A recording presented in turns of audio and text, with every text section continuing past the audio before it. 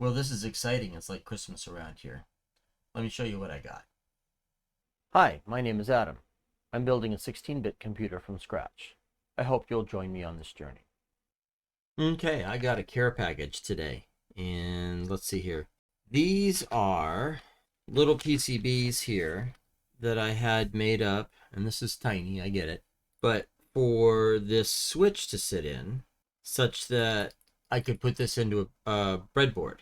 And I had to make sure that the slots that this goes into were spaced apart properly, and it looks like I got those measurements correct, so that's good. And then pins on either side, such that I should be able to set this into a breadboard like this, and hopefully without having to rock it all the time, push the button. So my challenge may be the fact that I centrally located these pins instead of spreading them out. We'll see how that works.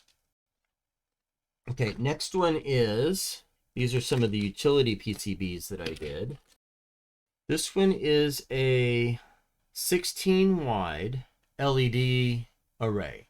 And I had these designed such that the LEDs go on top, and on the bottom I could put the resistors down here. So rather than having to fit a resistor with every single LED I drop in, even if it's the graph, I actually have the resistors built into this little PCB. I can drop it in place and wire them all up as I need to. So this will help with speed of getting things dropped into place. And I have a fair number of these, so I have plenty to be able to do whatever I need to with them. Along those same lines here, I got 8 wide as well. So these are exactly the same. They're just 8 LEDs wide. Again, with the resistors that would go on the back. And again, I got a fair number of those. And I even got some small 4 wide variety as well. Again, so I can do smaller groups. And this then allows me to mix and match as I need to. So I could literally put these two side by side and end up with 12 LEDs if that's what I so wanted to do. Then I've got my fetch register. And I had to order 5 of these. There we go. Entry has been gained. So this is my fetch register, and here is the state and instruction in main bus, and no sooner had I ordered this fetch register as I have now changed this such that the Silkscreen does not match what's actually being presented here. So I will have to correct that if I am going to redo this. Bummer. Lots of resistors on the back here. Lots of resistors on the back here. And some capacitors as well. I also bought, or had manufactured, and not really purchased, I had manufactured some new register PCBs. Now this is going to replace the ones that were incorrectly designed. This one is going to be quite the challenge. So this is my register contents up here, my control signals. But I've also got ICs that sit on the bottom but down here as well. So I've got capacitors, decoupling capacitors down here. I've got some decoupling capacitors up on the top side. This is going to be fun to try to solder because it is very, very dense as far as the placement of the ICs and everything. So this is going to be fun to see populated. And for the registers, I got 25 of those. So I have some spare PCBs in case I need to sort out some concerns. Okay, so this is my backplane. And so up here at the top, I've got power input, and then I've got power distribution that I should be able to take care of. I've got bulk decoupling here, and then I've got power and bus connections on both sides of the board here. So power and power, main bus, power, ALU A, power, ALUB, etc., all the way down. And then I've got the control signals down here at the bottom. I've got these white spaces here because I'm expected to be able to use a Sharpie to indicate exactly what register goes there. And here's the register PCB, and each one of these register PCBs would fit on here. Of course, it has connectors to go into this register backplane. And then, of course, if I needed to for accessing or taking signals or what have you, I could add additional on top of this. I don't think I'm going to add them unless I absolutely need them, and likely just be testing straight off of these additional holes that are here. So this is going to be fun to put together and start pulling all of this together. On the back of this, I've just got a couple of decoupling caps everywhere there's a power connection between an off-board connection or a register PCB power plug in here and here. This will be fun to pull together. Okay, related here, I've also got these little teeny tiny, these are the smallest PCBs I got. These are little power PCBs, and these are going to be used here to connect one power to an adjacent power on another backplane. And then I will have, if I want, a tap right here in the middle so I can plug in and power something else if I need to. Say, for example, my breadboards. So this will be fun to put together. I've got a number of these small ones. And again, I'll only pull them together as I need. And then last but not least, let's see if I can get into here.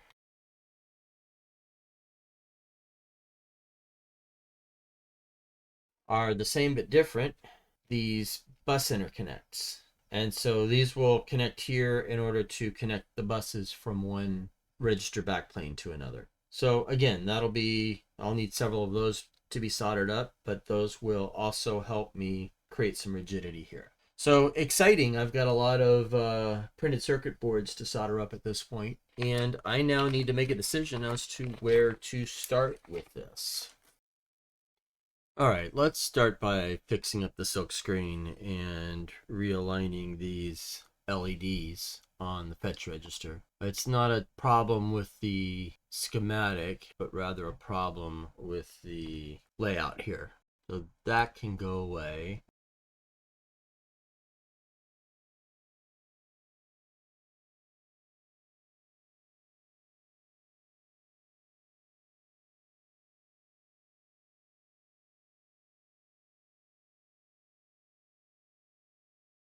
Okay, so that's ready to go. If I need to make any other adjustments to this, I should hopefully make that a little bit clearer there. Okay, let's start with one of these little PCBs here for the LED arrays. This should be hopefully relatively simple to get put together, but I guess we'll find out. I've got the microscope out here, and so it should make it a little bit easier to see what I've got going on here. So just clean it with some alcohol before I get started. And this side here, let me switch over to the microscope. This side here is for the resistors. Now I've got the resistors here. Let me see if I can get them popped open. Yeah, that's fun.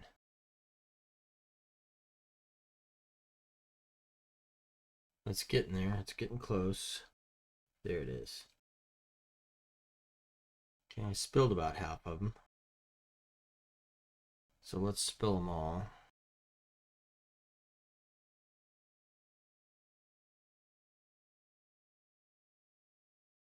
Okay, let's start with trying to remember exactly how to do this. I'm going to tin the tip of my iron here, clean it off, and then I should then be able to tin one pad.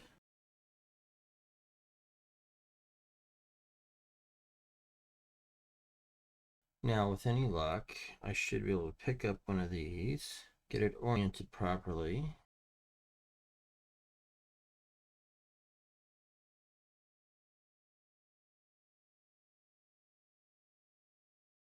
Wow, okay, that's just sliding all over everything.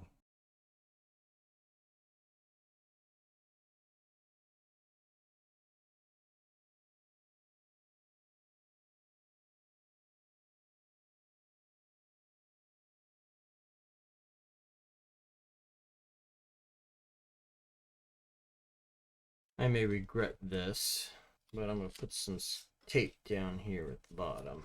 Try to hold this in place a little bit better. Let's see what that does.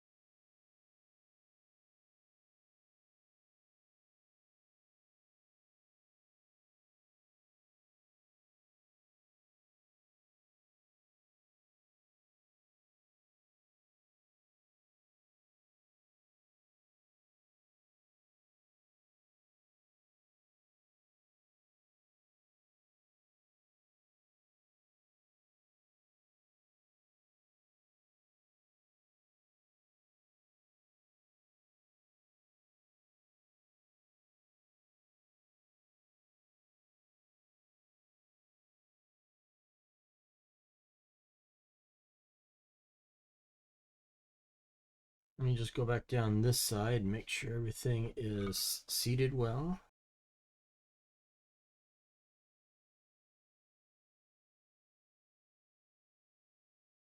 Okay, what should be even more fun now is this side.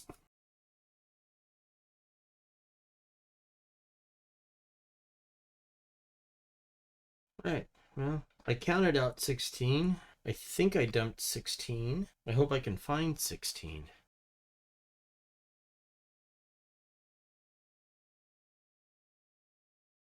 All right, so these are marked with a T on the back, and the bottom of the T needs to go towards the ground. Now on my PCB, I marked the ground side with a minus and the plus side with the positive, so it should be relatively easy if I can keep everything straight to get those lined up right. So let me get one side tinned.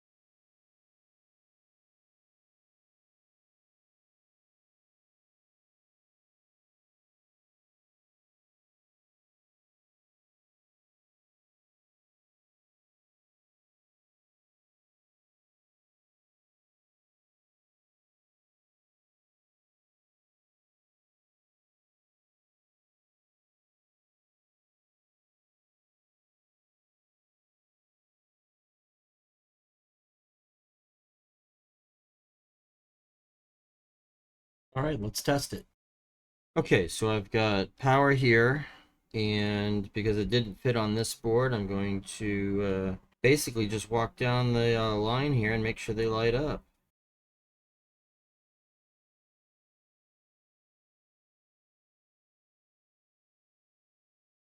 Okay, that one has not. All right, let's see here. What happens if I do this? Okay, that one didn't. Did I blow it?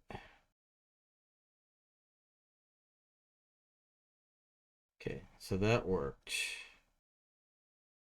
That one, it is that one. All right, let's get up the multi. Oops, I should have left that in there so I could test it. So I could find it again, really. Is it me, or does that look darker than the others? Did I blow it? This one's the suspect one. It looks like it could be damaged. It is a different color than the others. So now I get to try to remove it and replace it. It's even more fun.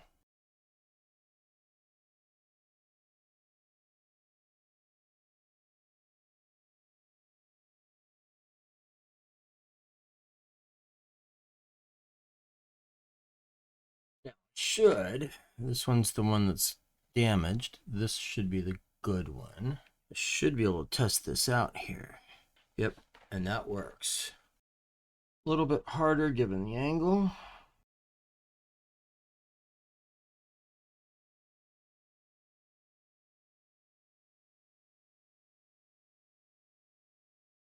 Let's try this again.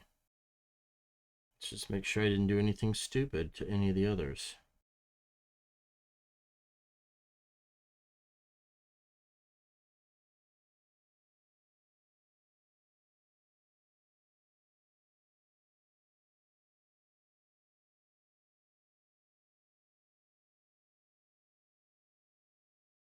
Awesome. That's much better.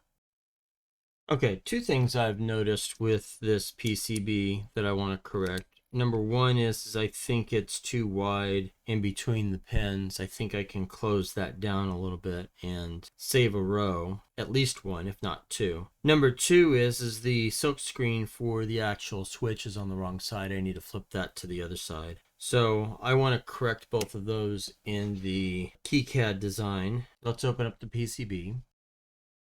And this needs to be flipped. Let's see here. That's on the front silk screen. That's on the front silk screen. This should be rotated towards the back.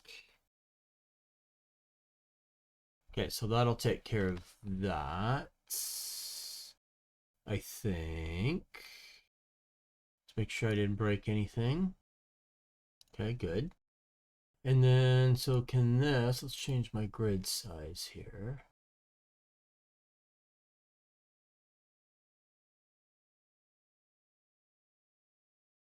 That should work. So I just need to reset these traces and then pull in my board.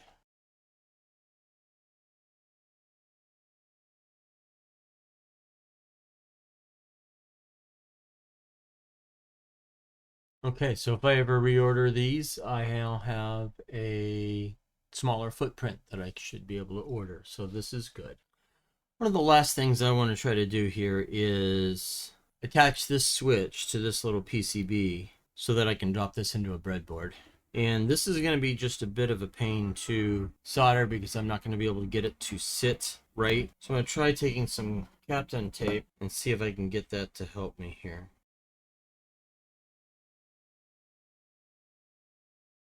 Hopefully that holds it enough that I can actually get that soldered. We'll have to see how that works. If I can get it started, I'll probably be in pretty good shape. I don't mind saying that my original intent was to cut these leads off in order to get it to sit down, but I've since changed my mind on that for stability reasons. Hopefully that should do it. It looks like it's mounted on there pretty darn good. And so now if I drop these on pins, it should be literally just now soldering it in place.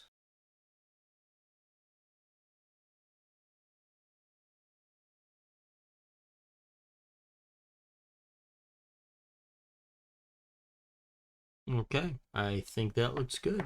And so this will drop into now a breadboard and I will have a switch that I can use. Look for that in an upcoming video. So I've got to say, I'm quite excited about these PCBs. I've got quite a bit of work to do to get everything soldered up, but with 3 backplanes, I should be able to handle all 18 registers that I'm planning on putting, general purpose registers, I should be clear. All 18 general purpose registers onto backplanes, interconnect all of that, and have a large portion of this build static. I also have a lot of work to do on the ALU, and I believe that's going to be my next video unless I just can't help myself and have to get into this backplane solder up.